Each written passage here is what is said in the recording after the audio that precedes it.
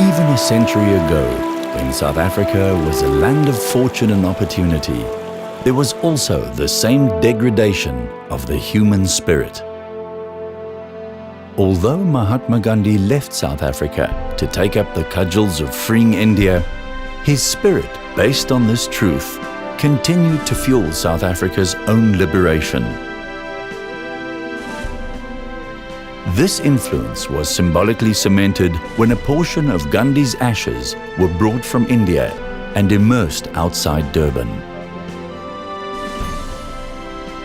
When Mohandas Gandhi came to this land of promise as a young lawyer and encountered this stark contrast, his earnest search for the truth began.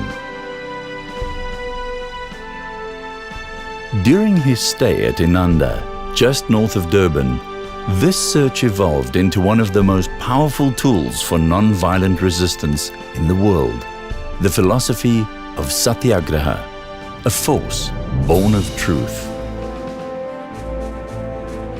The spirit of Gandhi's non-violence philosophy has permeated South Africa's struggle for liberation. Mewa Ramgobin has made it his life's mission to champion this cause. I was born in Inanda into a family which with time became a little affluent. The most important part of my growth was the contradictions in my own family. A very nice, peaceful family, a very caring family, a loving family. Nonetheless, because we are all fallible, there were contradictions. And one of the contradictions that existed in my family,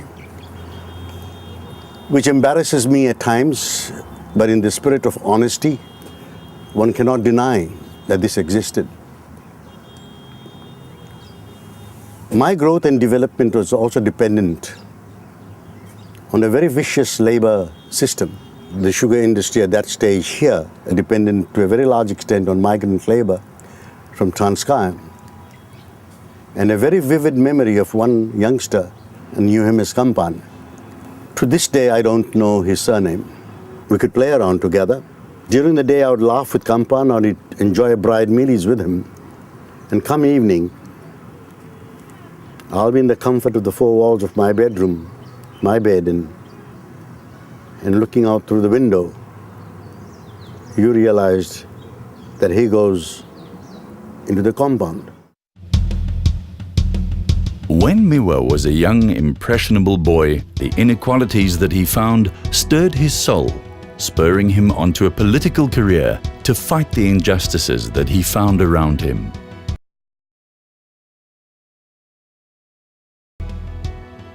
I'm glad I didn't acquiesce. I'm glad I didn't succumb. Honesty and truth, the fundamental basis of Satyagraha, is necessary to see beyond this material world in order to heal it.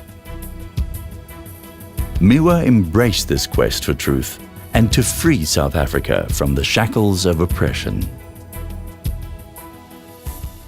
When I look at Gandhi's life and his pronouncements and his way of life, it was a walking symbol of his ideals.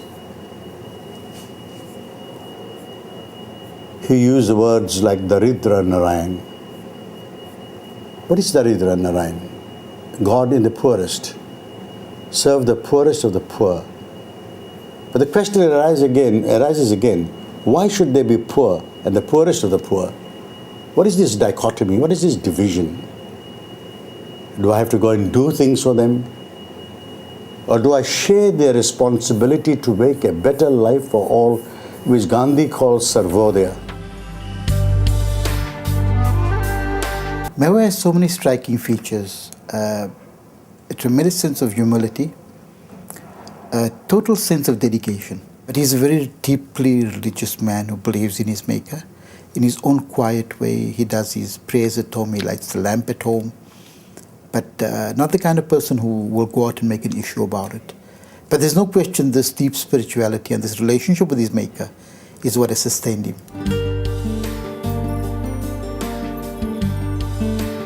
These early memories never left him, inspiring him on to a broader, more liberal type of thinking, finding values in all different faiths.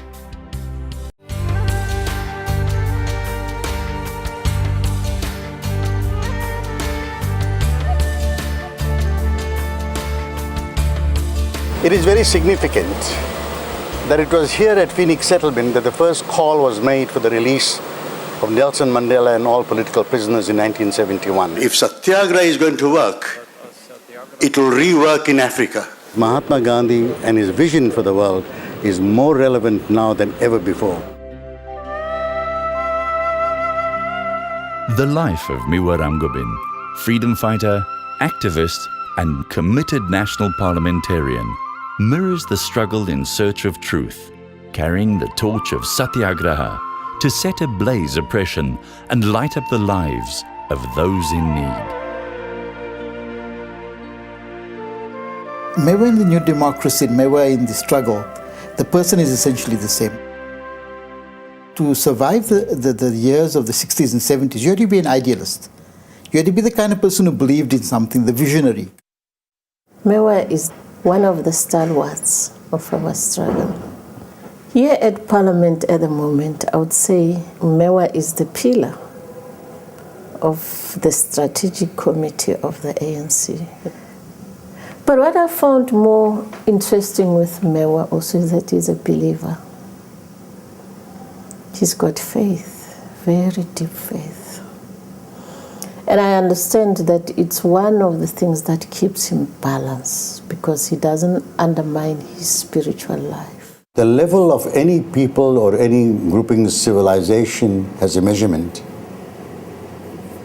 And one of the measurements for the level of anyone's civilization is its ability to extend compassion, to extend mercy, to extend love. Or else who are we? The truth that Satyagraha forces one to address sees into the stark inequalities of our world. Followers of this philosophy engage in non-violent but nonetheless forceful activities to bring about change. Go and give a man a meal today and leave him in his poverty? Or do you alter the material conditions which keeps him in poverty? So in seeking Gandhi's Sarvodaya, the welfare of all, he's asking us basically to engage in action based on truth and love.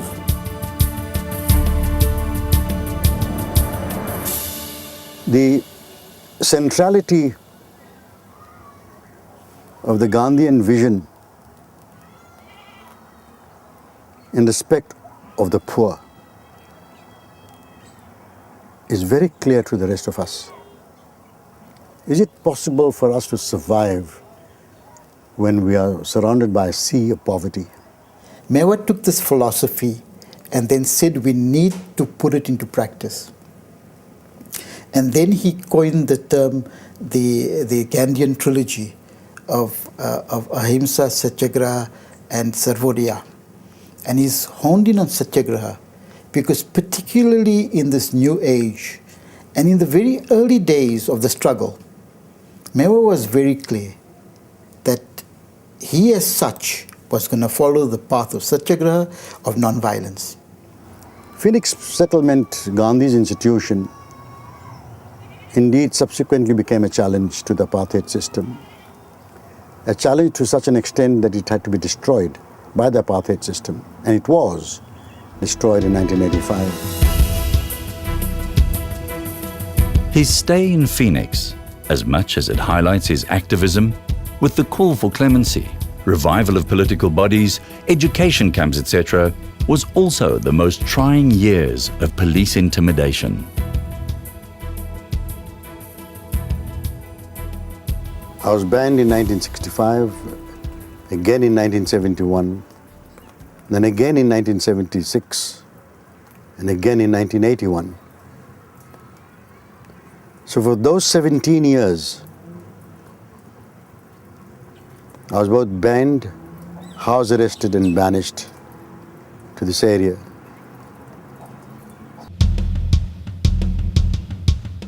He pursued his beliefs with feverish steadfastness despite all harassment.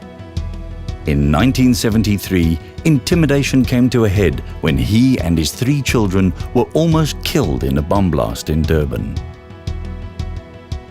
I believe it was South Africa's first parcel bomb sent to me in 1973.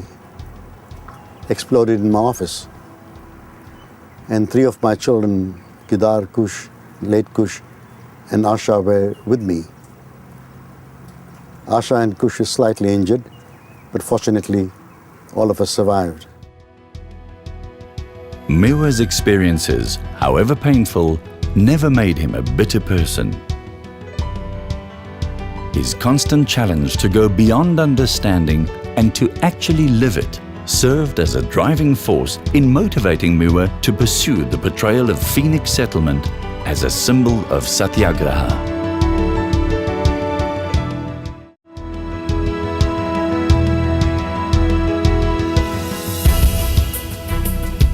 By 1983, there was a massive mobilization of people against the apartheid government, with rampant strikes, consumer boycotts, and rallies being the highlight of the day.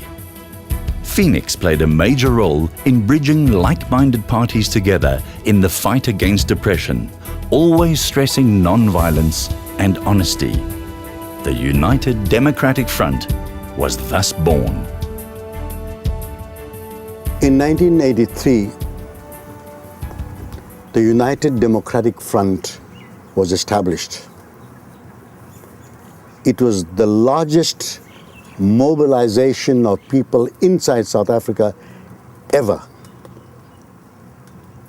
against apartheid. And I think that shook the foundations of the ruling order.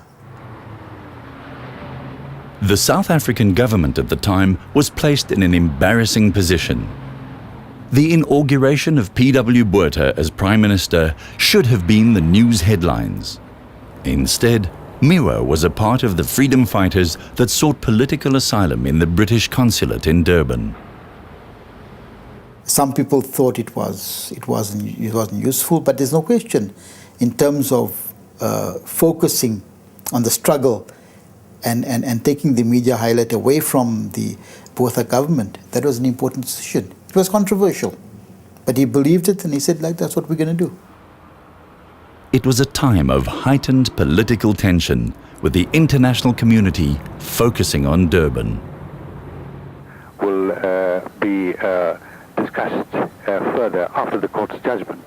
To facilitate the immediate arrest by the South African police of the 3 leaders.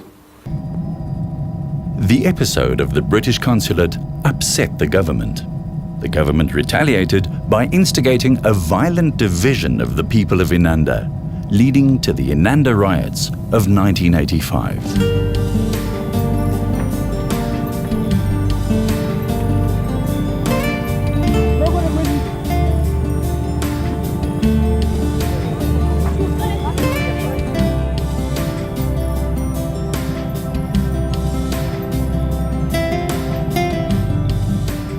Phoenix settlement, the residents here,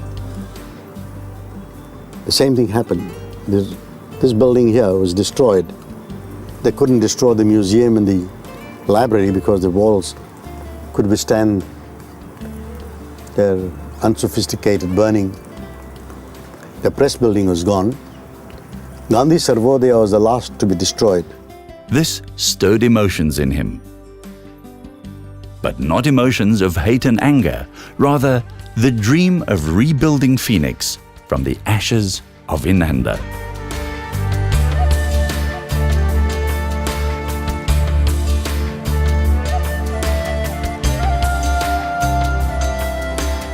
In 1961, there was a particular kind of conduct here, which is Gandhian in concept, which is a very good one, where you had daily prayers of in all different faiths in Sarvodaya, behind me here, where all the children from the settlement got together.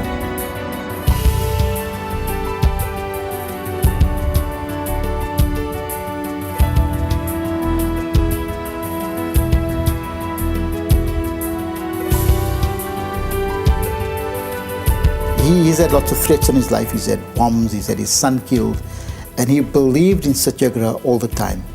And in this new South Africa, where we need reconciliation, where we need a sharing of from the haves to the have-nots, where we need a reconciliation, he sees Satyagraha as a very important component and taking Gandhiism to the next level.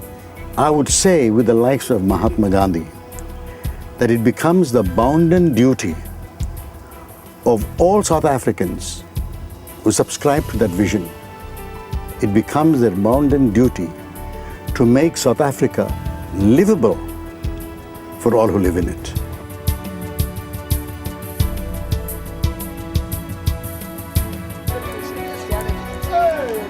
When we say we have got to fight poverty, we have got to address the question of homelessness, we have got to find freedom from bad health, from illiteracy, from homelessness, these are all Gandhian in concept. That political freedom is one thing, but the total liberation of human beings from want, from disease, from poverty, from illiteracy, from homelessness is another. He has walked a long road, a journey filled with many trials and tribulations. Through all the darkness, his focus is still on the light, the brightness of a world free from conflict and the pain of poverty.